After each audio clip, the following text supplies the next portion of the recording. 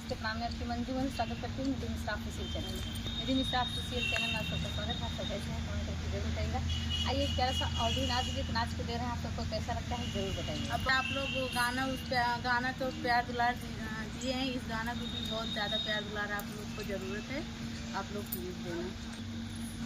चालू। अरे हमरे दुआरे एक निमिया के पेड़वा, अरे बहिनी कुलनी में कौड़ी होय, अरे बहिनी कुलनी में कौड़ी होय।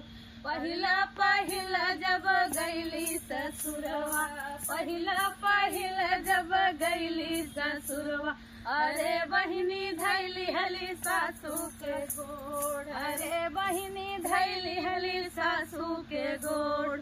हमारी नी सासुरानी ऐसन आशीषी, हमारी नी सासुरानी ऐसन आशीषी, अरे बहिनी तोहरे बेटा हुई हो, अरे बहिनी तोहरे बेटा हुई हो, हरे बहिनी कुलनी में कौड़ी हो, हरे बहिनी कुलनी में कौड़ी। अरे दूसरी पठौनी जब गईली ससुरवा, दूसरी पठौनी जब गईली ससुरवा, हरे बहिनी धैली हली जननी के गोड़, अरे बहिनी धैली हली जननी के गोड़। हमारी जेठान रानी ऐसन आशीषी, हमारी जेठान रानी ऐसन आशीषी, अरे बहिनी कानी बिटिया वही हो, अरे बहिनी कानी बिटिया वही हो, अरे बहिनी कुलनी में कौड़ी हो, अरे बहिनी कुलनी में।